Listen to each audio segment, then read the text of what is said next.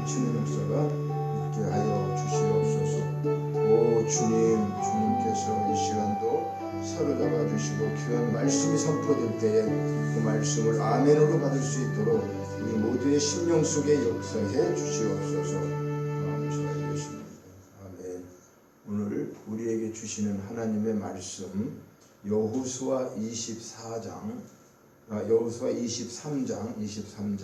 13절 한 절 말씀을 같이 봉독하실 때에 성령의 음성을 직접 들으시기를 축원합니다.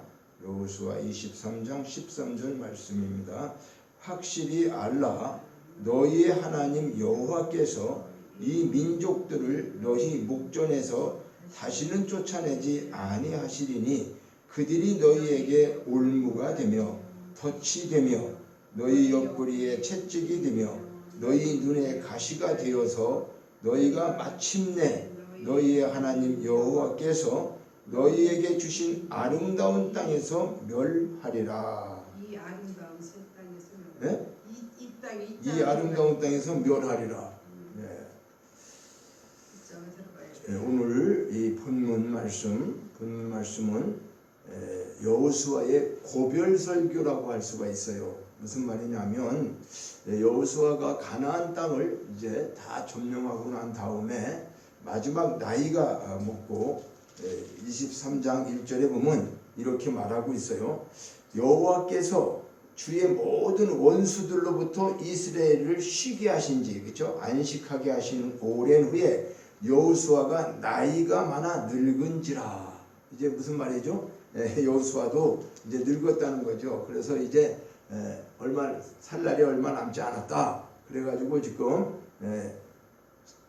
이 고별 설교와 같은 이것을 자기 백성들에게, 이스라엘 백성들에게 말씀하고 있는 내용이에요. 근데 그 내용 중에서 우리가 첫째 23장은 리더들을 모아서 전한 메시지고요. 둘째로 24장은 백성 전체를 모아서 전하는 메시지로 두 가지로 이렇게 크게 나누어 볼 수가 있는데, 자, 이 말은요, 이 핵심의 내용이 뭐냐면 여호와께서 너희를 위하여 싸우시고 너희를 위해서 행하신 모든 일을 잊지 말라는 부탁을 하는 거죠. 무슨 말인가 하면 우리 힘으로 여기까지 살아온 것이 아니라 이 가나안 땅에 들어오는 것은 하나님께서 우리를 먼저 우리보다 앞서가서 싸우시면서 모든 일을 그분께서 하나님께서 너희를 위해서 행하신 모든 일들 이것을 잊지 말라. 이것은 뭘까요? 출애굽서부터, 그렇죠? 출애굽 시대부터 모세와 함께 같이 하면서 이제 홍해도 건너고 여리고성도 묻히고 다 이런 일을 했던 모든 것들이 여호수아는 생생하게 다 그 사람은 본 사람이잖아요, 그렇죠? 그 백성들하고 함께. 그래서 이제 그것을 되새기면서 이제 부탁하는 거예요. 마지막으로 이제 내가 너희들에게 참 부탁하고 싶다. 너희 하나님 여호와를 잊지 마라. 이것을 하는데 이게 오늘 23장에만 너희 하나님 여호와를 이렇게 하는 말씀이 한 10번 이상 기록되어 있어요. 그러니까 얼마만큼 강조하는 내용일까요? 너희 하나님 여호와 잊지 마라. 오늘도 우리에게 이 말씀이 들려지는 거죠. 그렇죠? 이 땅에 살고 있으면서 우리가 지금 2023년도에 살고 있지만은 지금까지 살아오면서 우리 힘으로 살아온 것 같지만 사실은 아닌 거잖아요. 그렇죠? 하나님이 먼저 우리 앞서서 모든 일들을 다 계획하시고 섭리하시고 그분이 다 역사를 이루어 가시는 거예요. 가시면서 우리에게 모든 어렵고 힘든 일이 있을 때도 하나님께서 함께 해주셨던 이 모든 일들을 오늘 또 생각해 보면서 잊지 말아야 한다. 오늘 이 말씀을 통해서 여호수아의 고별 설교와 같은 이 신진당부하고 있는 이 말씀을 오늘 우리가 깨달아 보고자 하는 거죠.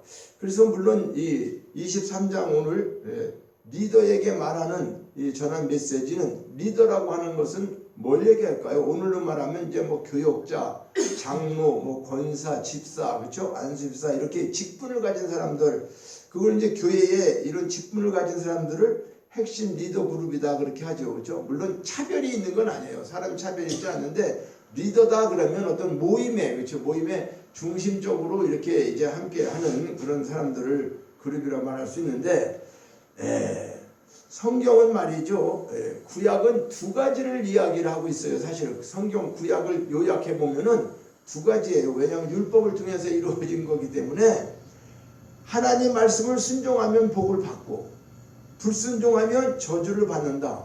이 두 가지를 계속 펼쳐가면서 말씀하고 있는 것이 성경 구약을 통해서 주시는 메시지다. 이렇게 말해도 틀리질 않아요. 어디서부터 순종 안 한 거죠? 선악과 따먹으면서부터 순종을 안 한 거예요. 우리 인간들은요. 그래서 너희들이 순종 안 하게 되면 어떤 일이 생기는가를 계속해서 하나님을 알라고 하는 거죠. 하나님을 바르게 알아라. 하나님 순종하지 않으면 너희들은 복을 받지 못하고 저주를 받게 된다. 그래서 이 여호수아도 23장 24장에 집중적으로 말씀하고 있는 게 뭐냐면 두 가지를 말하는데, 내가 너희 앞에 복과 저주를 두었다. 그러니까 네가 복과 저주가 함께 네 앞에 있는데 너가 택하라는 거예요. 어떤 길을 택할 것인가.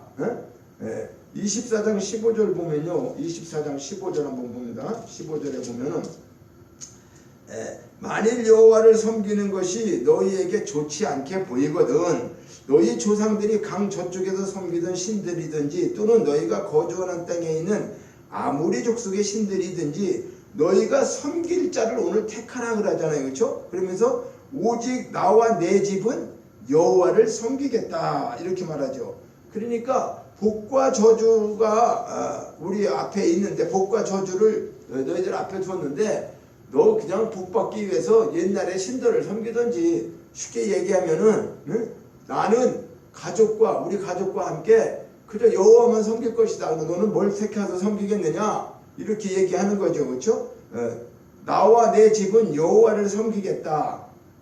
그것은 뭐래요? 너희들은 누굴 섬기겠느냐? 이렇게 얘기하는 것은 사실은 이게 어법상 뭐라고 하냐면 반어법이라고 하는 건데, 그러니까 하나님만을 섬길 수밖에 없다는 걸 강조하는 그 내용, 그 선택에 어떻게 해요? 권한이 없는 거예요. 오직 여호와만 섬길 수밖에 없는 것을 이렇게 강하게 말하는 것이 이제 반어법에 대한 것이다라고 말씀하고 있는데, 오늘 이런 것을 통했을 때에 볼 때에도 내가 너희 앞에 복과 저주를 둔다. 섬길 자를 선택하라. 이렇게 마지막까지 경고하는 내용으로 여호수아는 백성들에게 이야기하고 있는데요.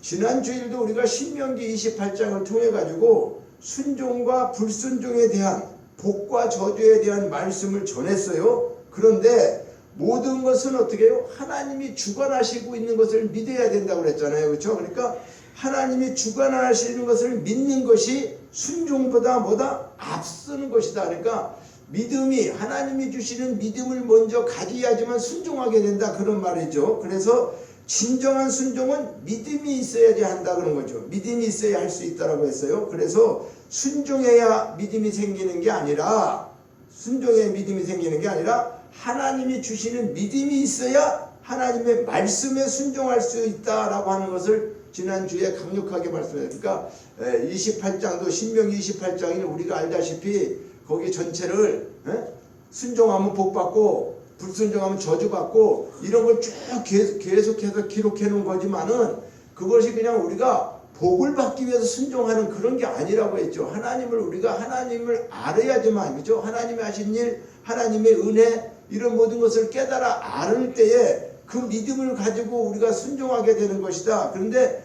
보편적으로 우리는 거꾸로 생각해 갖고 나는 믿음이 없어도 하나님이 하라고 하는 법, 그 법대로 그냥 내가 살고 법대로 지키면 복을 받는 것이다. 이렇게 착각을 하게끔 만들어지는 것이 오늘날 기복신앙이고, 또 뭐다? 율법주의자, 율법을 지켜서 구원받는다고 하는 것처럼 그런 것들이죠. 그리고 성화가 되어야 해요. 우리는 반드시 성화가 되어야 하는데, 성화가 되어야지만 축복받는 걸로다가 이끌어간다는 거죠. 그러니까 우리가 성화되어야 되는 것은 태어났으니까 성장해야 되는 건 당연한 건데, 태어나기도 전에 성장하는 걸 먼저 알려주는 것은 아닌 것과 같다라는 말씀을 전했어요. 그래서 우리가 진정한 순종은 믿음을 통해서 하나님의 행하신 일, 오늘도 지금 여호수아 23장과 24장 여호수아 전체의 말씀은 뭐냐면 사실은 여호수아가 어떻게 한 거예요? 모든 것을 자기가 깨달은 것을 지금 말씀하고 있는 거잖아요. 실질적으로 그렇죠. 하나님과 함께 하셨던 그 지나온 삶들을 돌이켜보면서 그들과 함께 있었던 거죠. 그런데 중요한 것은 우리가 의무하는 것, 그 의무를 당연히 하는 것을 우리가 자기의 의로 나타내서는 안 되는 거죠. 이게 무슨 말인가 하면, 자, 대한민국 국민은 4대 의무가 있다.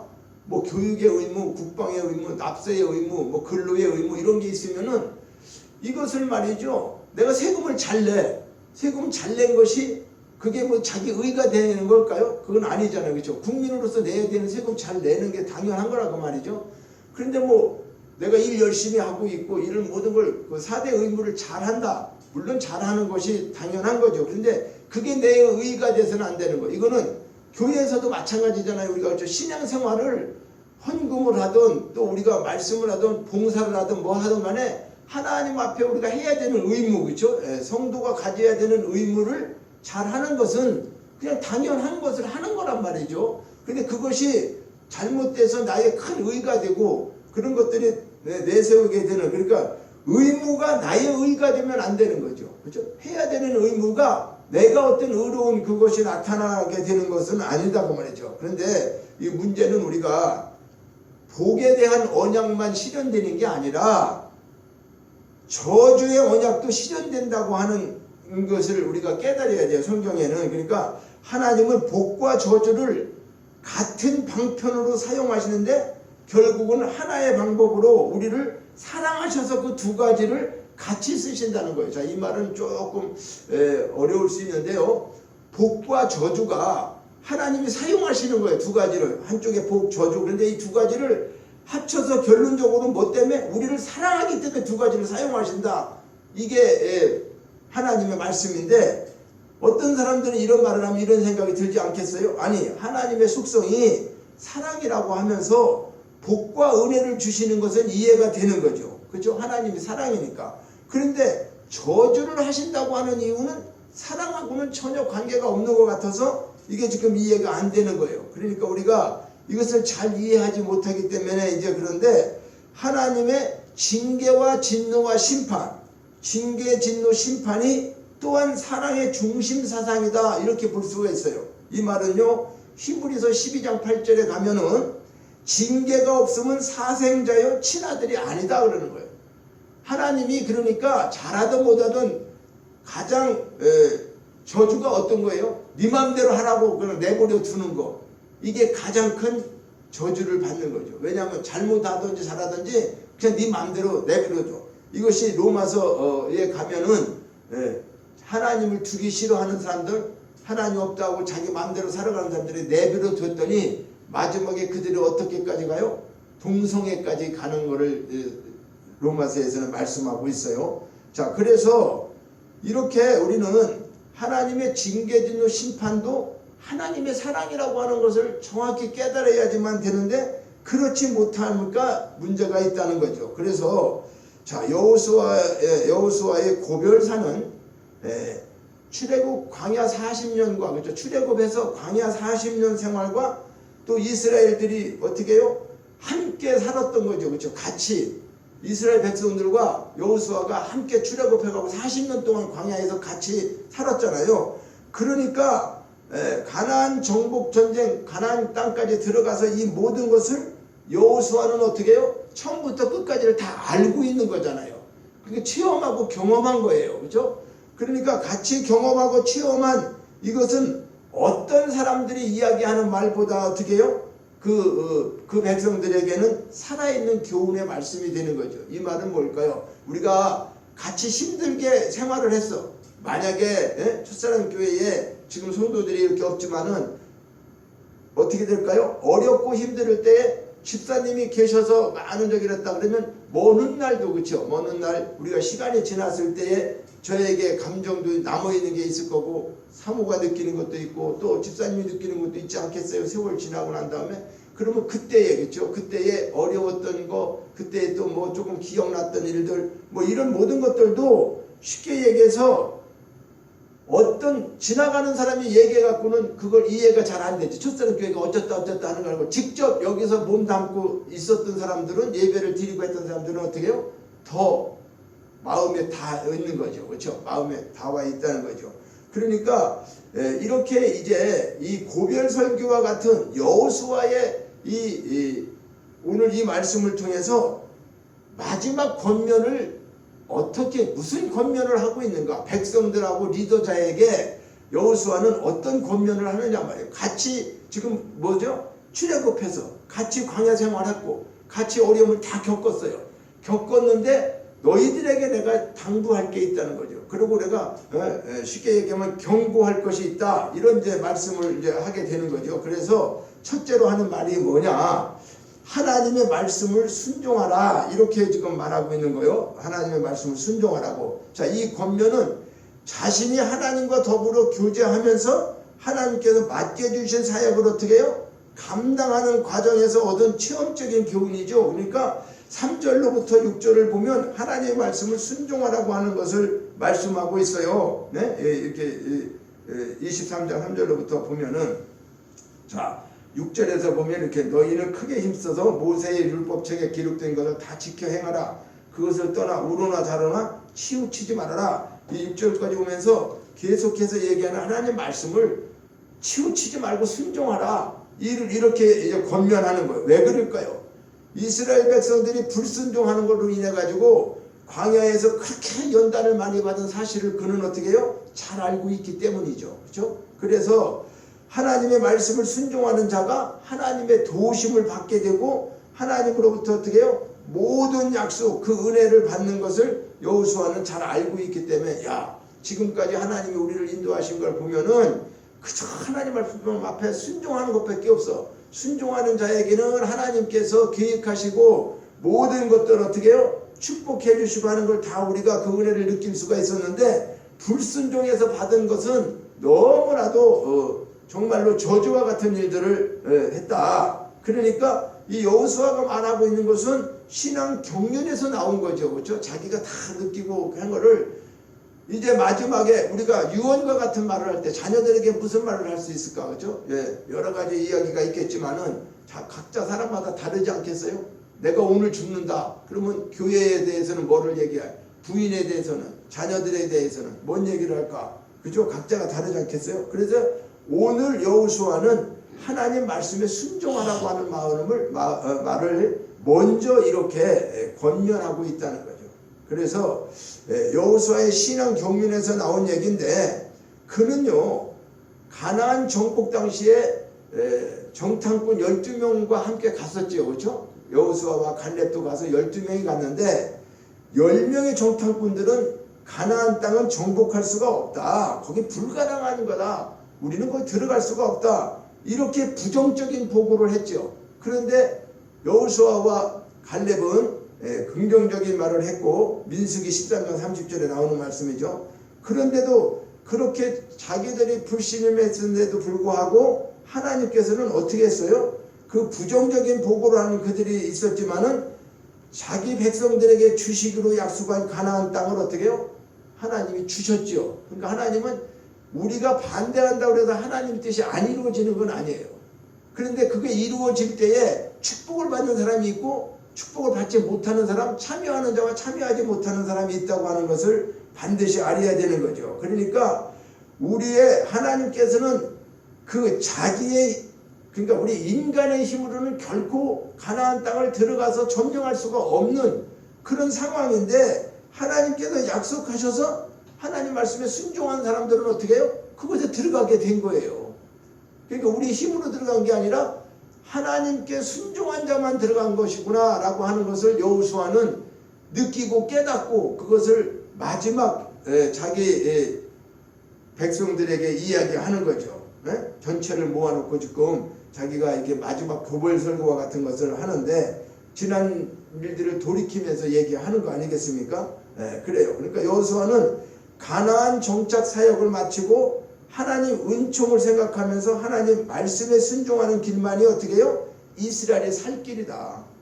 우리가 앞으로 살아가는 길은 우리도 지금도 마찬가지죠. 그렇죠? 우리에게도 지금 말씀하시는 건 이 땅에 너무 힘들고 어려운 일이 아무리 많이 생겨도 그저 하나님 말씀 붙잡고 기도하며 갈 수밖에 없다. 그러면 하나님이 다 우리를 지켜주셔야 한다. 이것을 자녀들이나 우리나 신앙생활을 하면서 경륜을 쌓고 아는 사람들은 결과적으로 뭘 전할까요? 이 일밖에 할 게 없는 거죠. 그렇죠? 다른 거 전할 게 없어요. 나 그래도 하나님의 은혜로 나는 여기까지 왔어. 어렵고 힘드는 일 그래도 순종했기 때문에 하나님 앞에 그렇지 않습니까? 만약에 불순종하고 교회를 안 다니고 하나님 말씀대로 살지 않았다고 하면 모르죠. 육적으로 봤을 때 물질적으로 축복을 받고 그런 것이 성공했다고 세상적으로 볼지 모르지만 하나님 앞에 지금 여호수아가 얘기하고 있는 것은 세상적인 누리는 것 그것이 문제가 아니라 하나님과의 관계 속에서 우리가 하나님 말씀에 순종함으로 하나님 앞에 받은 그 은혜가 우리는 깊이 깨달아야 된다 이런 말씀을 지금 하고 있는 거죠. 그래서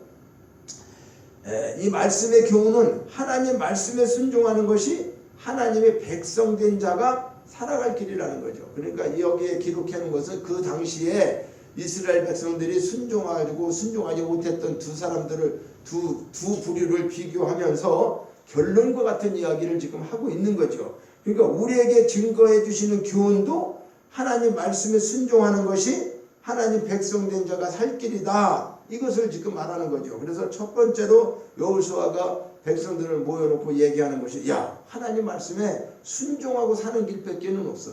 이것을 잊지 말아야 된다. 이렇게 말하는 거예요. 그러면서 여호수아의 마지막 권면 두 번째는 뭐냐? 하나님을 사랑하라고 하는 거예요. 두 번째는 하나님을 사랑하라. 그러면서 7절로부터 11절까지의 말씀인데 여호수아가 하나님과 오랫동안 교제한 결과를 얻은 귀중한 교훈이 자 11절 한번 보면요. 우리 23절 11절 같이 봅니다. 그러므로 스스로 조심하여 너희 하나님 여호와를 사랑하라 그러죠. 사랑하라. 그러니까 하나님 앞에 순종하라고 하는 것은 1절로부터 이제 6절까지 해서 쭉 얘기하면서 순종하라 하고 7절로부터 11절까지 이야기하는 내용의 핵심은 뭐냐? 하나님 사랑하라는 거예요. 두 번째로는 하나님 앞에 첫 번째는 순종하게 하면서 끝나는 게 아니라 하나님을 사랑하라. 그러니까 여호수아가 이와 같은 귀중한 교훈을 할 수 있는 것은 이스라엘 백성들이 광야에서 어떻게 해요? 불순종함으로 인해서 죽게 된 것을 보았죠. 수만 명이 죽었어요. 그렇죠? 왜냐하면 1세대는 다 죽고 2세대가 들어가게 됐으니까. 그러니까 이리 죽어가는 와중에서도 하나님이 사랑의 하나님께서는 이스라엘 백성들을 어떻게 해요? 긍휼히 여기셔서 가나안 땅으로 인도하시고 보호하셨어요. 그러니까 뭐라 그럴까? 배은망덕한 짓을 했음에도 불구하고 하나님은 그들의 후손을 어떻게 했어요? 인도하시고 가나안 땅까지 보호하셨다, 데려셨다 그 말이죠. 그러니까 여호와 하나님께서 택하신 백성들을 돌보지 않으셨다면, 우리가 만약에 하나님이 우리를 돌보지 않으신다면 이스라엘 백성들이 식량도 없고 처할 곳도 없는 그 광야 생활에서 모두가 죽고 말지 않았었겠어요? 오늘도 우리가 하나님이 도와주시지 않는다면 이 험악한 세상에서 한치 앞을 알 수가 없어요. 사건과 사고가 일어나고 뭐가 어떻게 될지를 정말 모르는 그런 상황에서 우리가 어떻게 이렇게 위험이 그냥 각처에 도사리고 있는 이런 삶 속에도 우리가 살고 있는데 광야에서 그들이 다 모두 죽고 말지 않았었겠느냐 그 말이죠. 그런데도 하나님께서 어떻게 해요? 사랑하시기 때문에 택한 자들을 사랑하시고 이스라엘 백성들을 돌보시지 않았느냐, 이걸 지금 얘기하면서 이스라엘 백성들이 하나님께 불순종한 사실만으로도 그들은 살아남을 수가 없는데, 그럼에도 불구하고 하나님께서는 어떻게 해요? 택하신 백성들에게 긍휼을 베푸시고 인도하셔서 가나안 땅에 이르도록 보호하셨다. 이것을 말씀하면서 하나님의 역사를 어떻게 해요? 몸소 체험한 여호수아는 하나님의 사랑을 이스라엘 백성들에게 깨우치고 있는 거예요. 하나님이 너희들을 얼마나 사랑했는지 아느냐? 이 사랑을 깨우치게 하고 하나님 사랑할 것을 축복하고 있어요. 하나님이 너희들 이렇게 사랑했잖아. 그러니까 너희도 하나님 사랑해야 되지 않느냐? 이런 거죠. 하나님을 사랑하라고 말하고 있어요. 자, 그런데 이 말씀을 생각하면서 사실 우리가 하나님 사랑할 수 있을까? 하나님 사랑한다는 게 뭘까? 어떻게 해야지 하나님을 사랑한다고 할까? 좀 생각을 해보면, 그죠? 내가 하나님 사랑, 어떻게 하니까 하나님 사랑하는 걸까? 그런데 사람이 하나님을 사랑한다는 게 이게 어불성설 같아. 왜 그러냐면 어떻게 우리가 하나님은 우리를 사랑하시는데 하나님 자체가 사랑이시니까 근데 우리가 하나님을 사랑한다. 사람이 하나님을 사랑한다. 이게 정말 힘든 일이죠. 그렇죠? 그래서 이것을 제가 묵상해 보니까 성경에서 하나님을 기쁘시게 하는 것이 하나님을 사랑하게 하는 거구나. 우리가 그러죠. 자녀들이 부모를 사랑한다? 뭘 막 해다 주고 그런 게 아니라 부모를 기쁘게 해주면 사랑하는 거죠. 그렇죠? 자녀가 부모 걱정 안 끼치고 기쁘게 하면은 사랑한다는 표현이죠. 그래서 성경은 히브리서 11장 6절에 보면 믿음이 없이는 하나님을 기쁘시게 못한다. 그러니까 어떤 믿음인가? 반드시 그가 계신 것과 그를 찾는 자에게 상 주시는 하나님이신 걸 믿으라는 거죠. 그러니까 하나님을 사랑한다고 하는 것도 하나님을 기쁘시게 하는 것인데 기쁘시게 하는 게 사람이 하나님을 기쁘시게 하는 게 하나님을 사랑하는 거다. 저는 성경에서 그렇게 이제 생각을 하게 된 거예요. 이거 묵상을 하면서 하나님 사랑하는 게 사람이 쉽지 않은데 어떻게 사람과 사람도 사랑을 못하는데 우리가 하나님을 사랑한다? 이게 말이 안 맞는 것 같은 거예요. 저는 그 하나님을 사랑한다는 게 인간이 어떻게 사랑을 할까? 그래서 이제 묵상하는 중에 하나님을 어떻게 하는 것이 사랑입니까? 하나님 어떻게 사랑이 됩니까? 사람도 사람끼리 사랑을 못하는데 그러면서 이제 묵상하는 게 하나님을 기쁘시게 하는 게 사랑이구나. 그래서 히브리서 11장 6절에 하나님을 기쁘시게 하는 것은 믿음이 있어야 된다. 믿음이 없이는 하나님을 사랑한다 할 수가 없다. 그러니까 믿지 않는 사람이 나 하나님 사랑합니다. 맞아요 안 맞아요? 틀리는 거죠.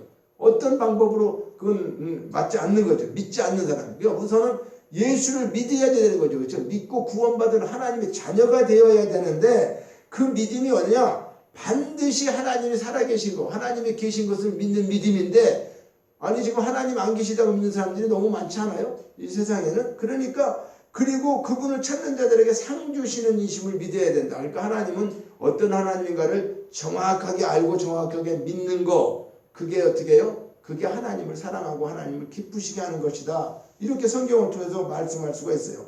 우리 교만한 인간은 하나님이 어디 계시냐 그러죠. 그렇죠? 하나님 눈으로 봤어? 하나님 어디 있어?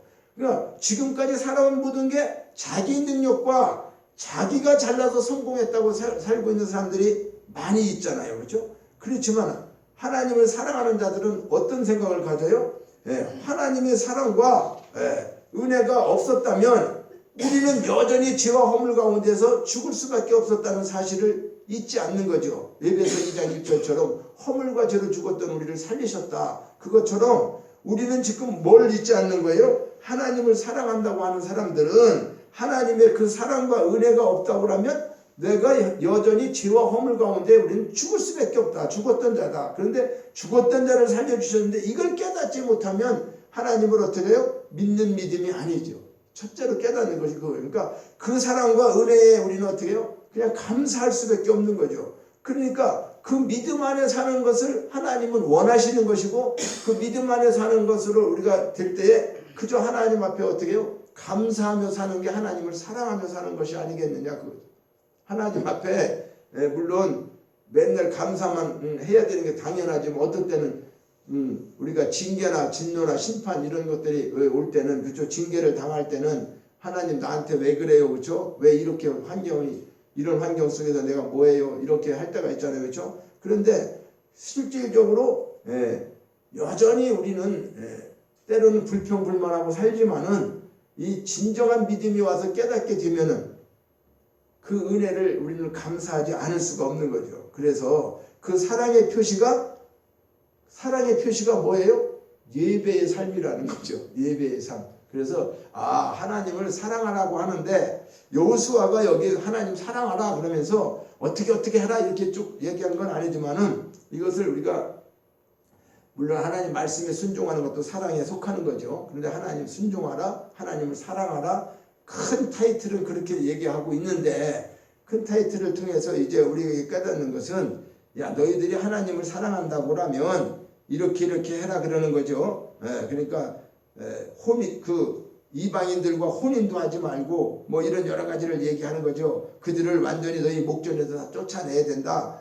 가나안 7 족속 쫓아내는 걸 말씀하고 있었죠. 그런데 그렇지 않으면 그들이 너에게 올무가 되고 너 옆구리에 채찍이 되어서 너희 눈에 가시가 돼요. 눈에 가시가 박히면 이게 보통 괴로운 일이 아니잖아요. 그죠? 눈에 가시가 손톱에 가시 들었는데 눈에 가시가 들어가면 이거 어떻게 되겠어?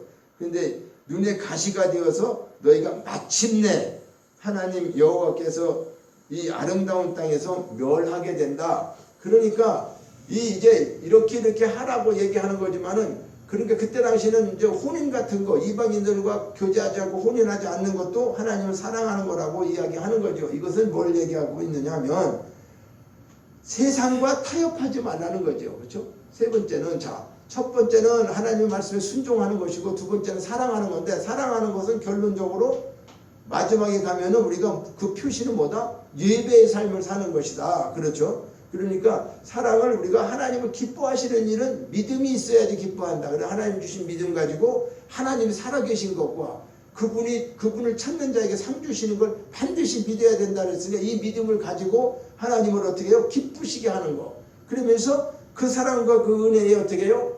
감사하며 살을 때에 그 표시는 예배를 통해서 우리가 증거되는 것이다. 그랬을 때 하나님의 사랑을 그렇게 말씀할 수가 있다. 그러면서 세 번째로는 이제 세상과 타협하지 말아라. 이렇게 여호수아의 마지막 권면을 세 번째 말하는데 여호수아는요 이스라엘 백성들의 신앙을 순수하게 지키게 하기 위해서 가나안 족속과 통혼하는 것을 엄격히 금지하고 있어요.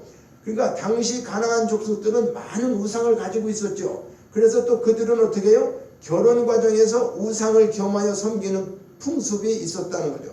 이것을 우리가 성경에서 보면 솔로몬이 그걸 제일 깨닫죠. 그렇죠? 솔로몬이 처음에는 하나님 앞에 성전을 건축하고 1000번째 제사를 지내면서 그렇게 하나님 뜻대로 살기로 했는데 마지막 때는 어떻게 됐어요? 여자가 1000명이 넘어 1000명이 넘는데 이방 사람들 여자들도 막 데리고 와가지고 오는 거가 괜찮은데 그 사람들이 신을 섬기는 그 신당 사당이죠. 그러니까 쉽게 얘기하면 신전까지 져주는 거예요. 내가 누구를 일패했어. 다른 여자를 데리고 왔어. 근데 그 여자가 신전을 져달라고 그래. 자기는 이런 걸 믿었다고. 그러면 이걸 해줘야 되는 게 맞아요? 아니잖아요. 그렇죠? 그러니까 이게 이제 왜 이방 사람과 통혼하지 말라고 했냐면 그 사람들이 믿는 다른 신들이 우상이 있었다고 말이에요. 우상이. 그래서 그것들은 순수한 순수성을 신앙의 순수성을 어떻게 해요? 지킬 수가 없는 거죠. 그러니까 결혼을 하게 되면은 남자 혼자 사는 게 아니니까. 그죠? 그래서 성경은 고린도후서 6장 14절에도 이렇게 말해요. 믿지 않는 자와 함께 멍에를 매지 말라. 하나님의 성전과 우상이 어찌 일치하겠느냐. 오늘 우리는 믿지 않는 사람을 상대하지 말라 그런 내용이 아니에요. 이거는 뭐냐면 우리가 물론 결혼하는 것도 우리가 믿는 집안에서 안 믿는 집안하고 할 경우가 많이 있잖아요. 그렇죠? 그걸 이야기하는 것은 문자적으로만 이야기하는 게 아니라 실질적으로 직접적으로 이게 신앙이 우상을 섬기는 사람들하고 결혼을 하면은 그 사람 신앙생활을 참 잘 할 수 있을까 하는 얘기죠. 그게 어렵죠. 우리가 그냥 믿음이 내가 결혼해갖고 그 사람을 다 그 집안을 다 구원하겠다? 그 꿈은 좋지, 결혼하기 위해서. 근데 그게 실질적으로 영적으로 쉽지 않다는 거예요. 그래서 하나님이 이미 다 아시기 때문에 결혼 같은 것만큼은, 그죠? 우리가 믿지 않는 사람들하고 상대하고 결혼을 할 수 있어요. 근데 결혼은 믿지 않는 사람하고 하게 되면은 반드시 어떤 문제가 생기는 거예요? 남자 쪽이 안 믿던 여자 쪽이 안 믿던 한쪽이 안 믿으면은 지금 여호수아가 말하는 것처럼 그때 당시에 우상만 있는 게 아니에요. 요즘 세상에 더 큰 우상이 있는 거죠. 하나님을 믿지 않는 사람과 결혼을 해보세요. 어떤 일이 생길까? 어떤 우상이 있을까? 이거 가히 우리가 이야기할 수. 오늘날 우리가 이렇게 이혼율이 많은 것도 실질적으로 보면 젊은 사람들이 결론적으로 참 교회를 잘 다녀서 하나님을 믿는 사람들이 만나가지고 살면서 이혼하는 율과 그렇지 않고 조건만 가지고, 그죠? 결혼의 조건만 가지고 했던 사람들은 그 조건이 무너지면은 살 수가 없어요. 그래서 이혼율이 더 많지 않는가 이런 거예요. 그래서 세상과 타협하지 말라.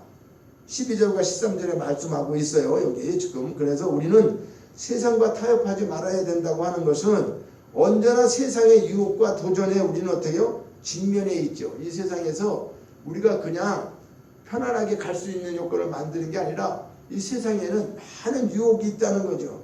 그래서 그 세상의 유혹과 도전으로 인해서 우리는 어떻게 신앙의 위협을 계속 받게 되죠. 그런데 그 유혹을 받는다고 해서 우리가 좌절할 필요도 없는 거죠. 왜 그럴까요? 하나님을 그러니까 우리가 말씀에 순종하고 하나님을 사랑하게 되면 자연히 세상과 타협할 수가 없는 거예요. 그런데 우리는 순종을 먼저 하지 않고 하나님 사랑하는 거 없이 예배 생활하지 않으면서 세상과 타협하지 마라? 이걸 지키기가 쉽지 않은 거죠. 그러니까 이건 세상과 타협하지 말라고 하는 것은 실질적으로 내가 안 해야 되는 걸 얘기하는 게 아니라 지킬 거를 지켜버리면 타협할 수가 없는 거예요. 스스로. 이게 그렇죠? 예, 그래서 우리는 언제나 세상의 유혹과 도전에 직면하고 있다. 이것을 우리는 깨달아야 되죠. 오늘날은 특별히 어때요? 이 사회가 아주 다변화되어 있잖아요. 그렇죠? 여러모로 뭐 종교, 교육, 뭐 모든 문화 이런 것들이 다 아주 그냥 다변화적으로 돼서 신앙 공동체 안팎에서 우리는 어떻게 해요? 세상의 유혹과 도전이 어떻게 해요? 늘상 그냥 눈만 뜨면은 그냥 뭐 쓰나미처럼 몰려오는 거죠. 예, 그러니까 이런 때 우리는 어떻게 해요? 오직 믿음으로 이게 우리가 매진하고 신앙의 순수성을 지키는데 소홀함이 없어야 되는데 이게 이제 참 우리의 힘으로는 어려운 거죠. 그래서 이 여호수아의 이 오늘 고별서기와 같은 것은 뭘 얘기하는 건가? 여호수아가 출애굽서부터 가나안 땅에 들어가서 하나님의 은혜 가운데 그들이 지금 잘 살고 있게 됐는데 마지막에 어떻게 됐어요? 여호수아가 이렇게 신신당부하고 다 얘기했는데도 마지막 여호수아가 죽고 나니까 이들은 어떻게 했어요? 자기들 그냥 어기고 이방인하고 결혼하고 자기 뜻대로 살았어요. 그러니까 여호수아 다음에 뭐가 출현되는 거죠? 사사기가 출발하죠. 그렇죠? 창세기 출애굽기 이게 쭉 시간 가면서 여호수아 다음에 사사기잖아요. 사사룻기 뭐 이렇게 나가잖아요. 그러면 사사기는 결론이 뭐였어요? 사사기는 왕이 없으니까 지도자가 없으니까 자기들이 옳은 대로 행하는 거예요. 내 생각이 다 옳은 대로. 그래서 사사기 맨 끝에 가면은 왕이 없어도 자기들 옳은 소견대로 모든 걸 해가지고 하다 보니까 어떻게 됐어요? 말도 아닌 거죠. 그렇죠? 네, 그래서 이스라엘 깨진 것처럼 자 오늘 이와 같은 말씀을 우리가 통해 가지고 마침내 너희가 주신 아름다운 땅에서 멸하게 된다. 그러니까 하나님이 우리를 괜히 멸한다는 거예요? 아니죠. 너희들이 이대로 지키지 못하게 되고 이대로 살지 못하게 되면은 결과적으로는 아름다운 땅을 주셨지만은 그 땅에서 살지 못하고 멸절당하게 된다. 오히려 그들에게로부터. 그래서 여호수아의 마지막 권면은 단지 그때 가나안 정복 시대의 이스라엘 백성들에게만 해당되는 게 아니라 하나님의 말씀은 살아 움직이죠. 그렇죠? 그러니까 우리를 하늘 가나안 땅으로 인도하는 말씀이죠. 우리는 그렇게 보여야 되는 거죠. 그때 당시에 이스라엘 백성들에게 이야기한 얘기지만은 오늘 우리는 뭐예요? 우리는 영적 이스라엘 백성이고 우리가 가는 가나안은 어디예요? 천국 가나안을 얘기하는 거잖아요. 그렇죠? 우리는 하늘 가나안, 하늘나라에 가는 천국 가는 가나안을 인도하는 그런 말씀이기 때문에 우리 말씀 속에 드러나는 우리는 어떻게 진리를 깨닫는 거죠. 아, 그때의 그것을 지금 여호수아가 이렇게 말씀한 것이 오늘 우리가 살아가고 있는 이 땅에 볼 때에 그러네. 정말 우리가 살고 있는 이 현실도 너무나 지금 어떻게 해요? 예, 죄를 질 수밖에 없는 이런 아주 그런 상황이에요. 뭐 동성애를 뭐 합법화하자. 아니 세상에 뉴스 이제 보기도 싫은데 뉴스만 틀었다 하면 그냥 막 서로가 공격하고 서로가 그냥 불신과 이런 거지. 그냥 아주 뭐 너무 팽배하잖아요. 그렇죠? 이런 말들이. 그러니까 우리는 말씀 속에 드러나는 진리를 깨닫고 여호수아가 노년에 자기가 기력이 쇠해졌음에도 불구하고 하나님께 순종하라, 하나님을 사랑하라, 세상과 타협하지 말라 이런 건 사력을 다해서 지금 전하고 있는 말인 거죠. 그분의 말씀을. 그래서 우리는 이 하나님께 순종하고 하나님을 사랑하는 것이 하나님의 백성된 자의 살 길이다 라고 하는 것을 우리도 어떻게 해요? 체험적으로 깨닫고 최후의 권면으로 이 말씀을 우리는 어떻게 해요? 자녀들에게도 들려줘야 하는 거죠. 우리가 살다가도 야 세상이 이렇게 변화가도 아니야. 내가 살아보니까 하나님을 믿고 하나님 앞에 순종하고 하나님 사랑하며 살 때 세상과 타협하지 아니하고 살면 반드시 이 땅에서는 어찌 될지 몰라도 이 땅에서도 하나님 어떻게 해요? 지켜주시죠.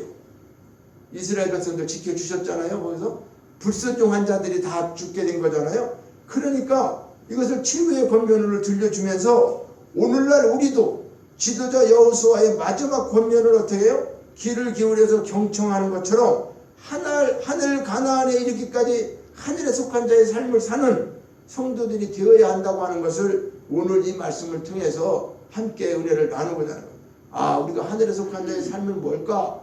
이렇게 그때 당시 이스라엘 백성들이 여호수아를 통해서 이런 권면을 들은 것처럼 오늘도 이 말씀을 통해서 우리에게 성령께서 우리에게 권면해 주시는 그 말씀으로 우리가 받아야 된다고 하는 말씀을 드리면서 마지막 권면, 우리가 하나님 말씀을 순종하는데 이것은 축복받기 위한 순종이 아니다. 뭐다?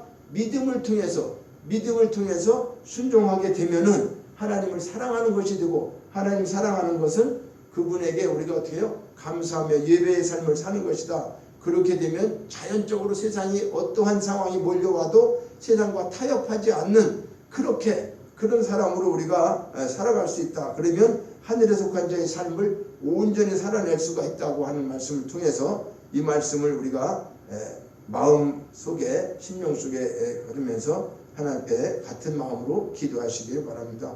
하나님 아버지, 오늘도 주신 말씀을 통하여 하나님 말씀에 순종하고 하나님을 사랑하며 세상과 타협하지 않는 그 믿음으로 천국 가나안을 향하여 나아가는 저희들을 성령께서 함께 하시고 악한 것들은 완벽하게 진멸해 주시고 우리가 승리의 계가를 부르며 하나님 앞에 영광을 돌리며 살아가는 아버지 하나님 귀한 성도들 다 될 수 있도록 우리에게 새로운 힘을 주시고 성령이 동행하여 주시고 아버지 하나님 임마누엘의 축복으로 여호와 이레의 축복으로 늘 함께하여 주시옵소서. 모든 것 감사 영광을 드리오며 예수님의 이름으로 기도하옵나이다. 아멘. 우리의 봉헌 찬양 하나님 앞에 드립니다.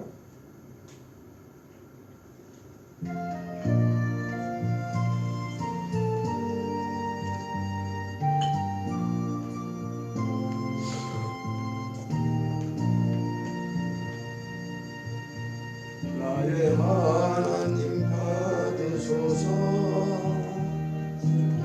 누리는 이물을 소리 높여 감사로 주께 드리네. 아멘.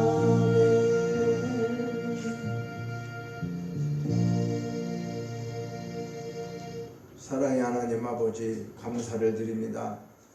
오늘도 거룩하고 복된 주의 날을 저희들에게 허락해 주셔서 말씀에 순종하고 하나님을 사랑하는 그 마음으로 아버지 앞에 예배를 드리며 또 이 시간 주님 앞에 나올 때에 준비된 헌금을 아버지 앞에 올려드립니다.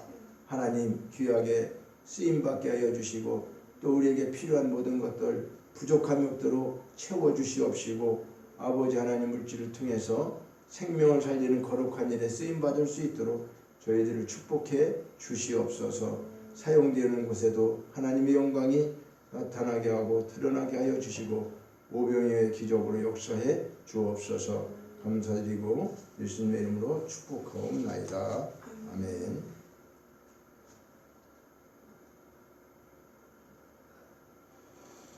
이 복음성 찬양 드리고 축도로 예배를 마칩니다.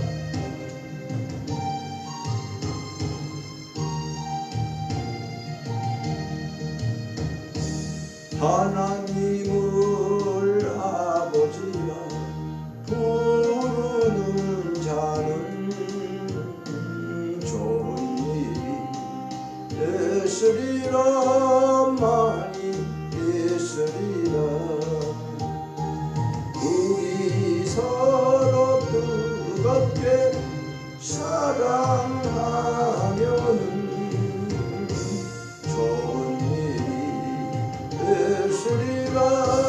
크게 예수리라. 예수님을 구주라 부르는 자는 좋은 일이 예수리라 많이 예수리라 우리 서로 뜨겁게 사랑하면은 좋은 일이 예수리라 크게 예수리라 성령님의 인도를 구하는 것은 좋은 일이 예수리라 많이 예수리라 우리 서로 뜨겁게 사랑하면은 좋은 일이 예수리라 크게 예수리라